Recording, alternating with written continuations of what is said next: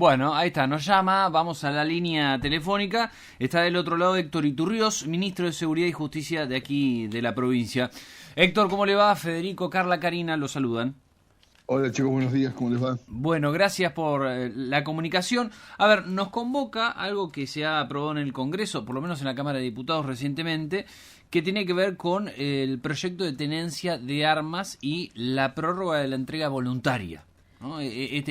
Que creo que ha tenido media sanción, ¿no? Si no tengo mal entendido. Tiene media sanción de diputados, falta que tenga tratamiento en la Cámara Alta, pero sí, yo no creo que sea una prórroga, porque una prórroga es cuando algo todavía no fenece el plazo había fenecido ya hace un tiempo, sí. Es una reedición del desarme voluntario. Uh-huh. Bueno, ¿cómo lo ve esto, ministro? Digo, ¿qué implicancias tiene esto que ha tenido media sanción, por lo menos en el Congreso? Las implicancias obviamente son positivas porque obviamente en nuestra región, en toda nuestra provincia, pululan un sinnúmero de armas al margen de la reglamentación legal, de lo que dispone la reglamentación legal para ser legítimo usuario. El plan anterior rindió cierto resultado, no el esperado, pero rindió cierto resultado y toda ayuda es buena.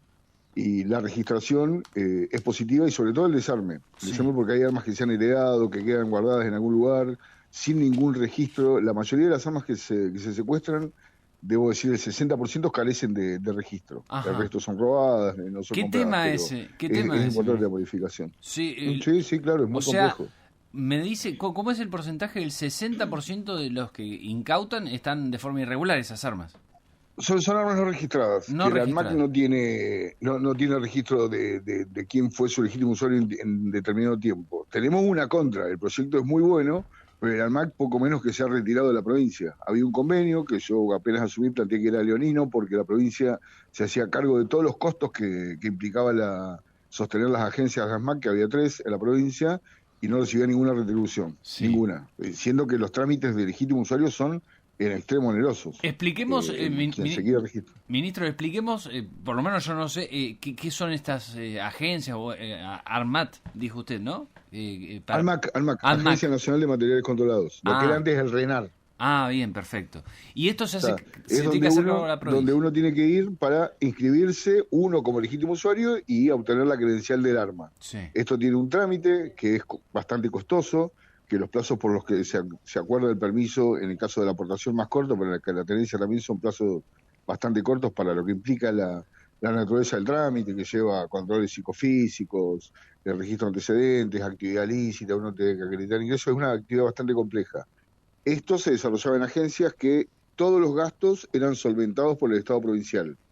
Y de todos estos recursos que se recaudaban no quedaba ni siquiera un porcentual. Sí. Por eso yo me atreví a cuestionar esta mecánica que había sido fruto de un convenio realizado en gestiones anteriores. Sí. Las resultas de eso fue que se cerraran las agencias.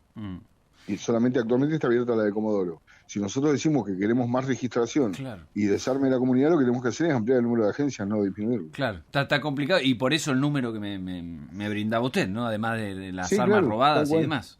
Sí. La mayoría de los trámites se están simplificando, se pueden hacer online con algunas, obviamente con algunas excepciones, porque acá estamos hablando de materiales peligrosos, por eso el nombre de la agencia que deben ser controlados, pero deben tender a simplificarse, porque si son tan burocráticos, vos haces el permiso inicial y después no lo renovás nunca más y quedás al margen de la norma, que es lo que pasa. Uh-huh. ¿Cómo funciona esto de la entrega de armas? Digo que acá dice, ¿no? Es voluntaria, ya existe este sistema, pero digo, ¿se entrega algo a cambio? Digo, que alguien venga y deposite el arma, ¿cómo hay una recompensa económica, que obviamente los importes van a estar actualizados en la reglamentación, pero sí hay una recompensa económica, porque obviamente uno se desprende de un efecto que tiene un valor económico cierto. Las armas son caras. Sí. Le pregunto también porque, digo, hablamos de la entrega voluntaria, pero también hay una parte del proyecto que acelera este tema de la tenencia, por lo menos el trámite, ¿no? Para la tenencia de armas. Claro, es lo que te decía, el trámite para mí es en exceso engorroso, porque lo más relevante es que uno tenga una actividad lícita, aptitud psíquica y la carencia de antecedentes. Después hay un montón de recaudos que están por fuera de la idoneidad para el manejo de armas, que no tiene ningún sentido y hace que sea realmente muy lento. Imagínate que el permiso de portación para aquellos que ingresan a la norma, qué sé yo, tienen actividades relacionadas con la seguridad, transporte de caudales, cualquier actividad relacionada que amerite que tengan autorización de portación, tarda 6 meses y el permiso dura 1 año. Es decir que en la realidad te dura 6 meses. Te lo dan y ya está próximo a vencer y tienes que iniciar el nuevo pedido. Es realmente... eso tiende a que los permisos no se renueven. Uh-huh. Aprovecho también, ministro, para preguntarle, un poco, ustedes los manejan, lo ha expresado en alguna ocasión también usted, ¿cómo están con las estadísticas de la seguridad aquí en la provincia? Sobre todo en los puntos calientes, ¿no? Que siempre ha dicho usted, Trelew es uno de ellos. ¿Cómo viene ese proceso? Bueno, llevamos casi un año, ¿no? En lo que vale de la gestión. Sí, las estadísticas siguen siendo favorables. Hay, obviamente el descenso acelerado que se presentó cuando presentamos la primera métrica de comando unificado ya no tiene esa tendencia tan marcada a la baja, pero sigue siendo a la baja.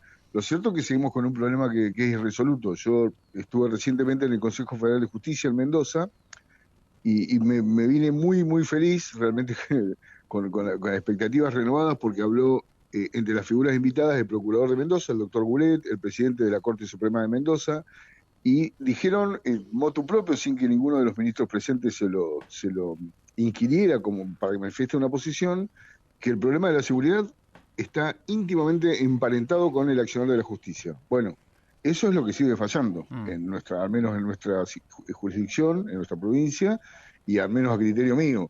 En Trelew, que es uno de los lugares que todavía sigue siendo más conflictivo, desde que asumió el comisario Ibarra ha habido aproximadamente 250 aprehensiones en flagrancia, un poco más, número más, número menos, este fue un número ya que tiene algunos días, y de esos 250 solo quedó detenido con prisión preventiva 5 personas. Claro. Es decir, que la policía tiene un accionar efectivo. Hoy lo decía Carlitos de Filipo a la mañana con el tema de la aprehensión en flagrancia del abigeato, que la policía actuó bien, hizo un mecanismo cerrojo, que fue fruto de la incorporación de más personal policial en las chacras. Realmente fue difícil porque siempre en la zona periurbana o rural es difícil proceder a una aprehensión. La aprehensión se concretó y él auguraba que seguramente del Poder Judicial no se va a detectar ni peligro de fuga ni entorpecimiento, o sea que van a recuperar la libertad inmediatamente. Bueno, eso sigue pasando. Claro. Pero ¿cómo se cambia eso? Sí, de hecho, perdón, le agrego a esta pregunta que hace Karina. Hasta hace poco, en la Cámara de Diputados de la provincia se sancionó el Código Procesal Penal, ¿no? Que uno pensaba era una herramienta ahí como para accionar. Sí, tal cual. Bueno, pero yo en aquel momento estuve hablando con los diputados y me preguntaban mis expectativas y yo citaba una frase de Colm, un gran jurista argentino, que decía que los códigos perfectos no existen porque es cosa de hombres. Bueno, lo que hay que cambiar es la mentalidad. O los jueces. Tal cual. Jueces y fiscales, no, vamos a hacer el Poder Judicial en total, porque, por ejemplo, ayer leía un juicio abreviado de una usurpación violenta en Gaiman y se llegó a un acuerdo abreviado donde se impuso una pena, ¿sí? La pena fue de 6 meses en suspenso. Vaya qué pena dura, ¿cierto? A un hecho violento, una usurpación violenta, 6 meses en suspenso. Y no le puede echar la culpa al juez porque fue producto de un juicio abreviado.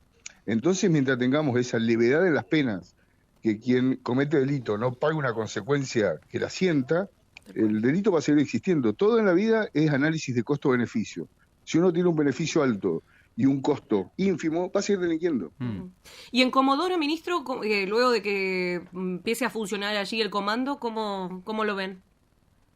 No, obviamente que lo vemos, estamos sumamente esperanzados porque lo que nos falta es recurso humano. Ya dijimos, hablamos hasta el cansancio de la mala distribución del personal, quienes queda y comarca, hay muchísimo personal policial y en las grandes ciudades de la costa este no hay ninguno, falta recurso. Obviamente tenemos un montón de expectativas cifradas en este lanzamiento, que creemos que va a ser a la brevedad. ¿Eso va a ir cambiando, ministro, con respecto a lo que pasa en Esquel, ir distribuyéndolos de mejor manera? Sí, claro, sí, ya es una política que ya anunciamos como propia de esta gestión y lo vamos a hacer. Ya, incluso cuando entran a la escuela de policía ya les advierte de esta circunstancia, porque algunos dicen, bueno, ingreso en Comodoro y después pido a la comarca o a algún pueblo del interior, ¿no? Sí, que es linda la cordillera.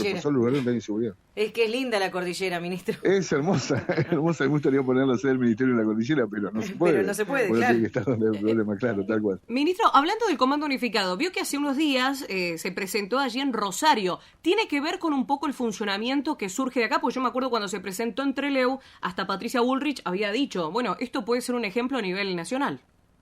Sí, de hecho, en la última reunión que tuvimos del Consejo Federal de Seguridad en Salta lo planteó en esos términos. Lo había planteado en Mendoza y lo volvió a plantear en Salta en esos términos. El Comando Unificado Preventivo ha demostrado que tiene resultados en las métricas, entonces lo va a extender a todas las provincias.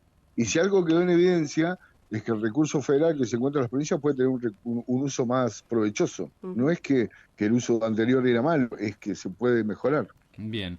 Ministro, sé que en un ratito también se va para la rural, ¿no? Ahí va a tener reunión con los productores por algunos temas que mencionó, abigeato, bueno, entre otras cosas. Tal cual, la vejez es una gran preocupación nuestra y de ellos. Y obviamente también tenemos que lamentar que en cada una de las reuniones que hacemos sobre el punto la justicia está ausente.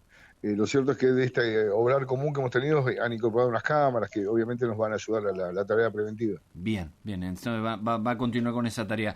Ministro, muchas gracias por la comunicación. No, por favor, gracias a ustedes por la paciencia, porque realmente muchas veces no puedo atender. Así les agradezco. No hay problema, muchísimas gracias. Ahí gracias, pasaba el ministro de Seguridad y Justicia de la provincia, Héctor Iturrioz, hablaba con nosotros.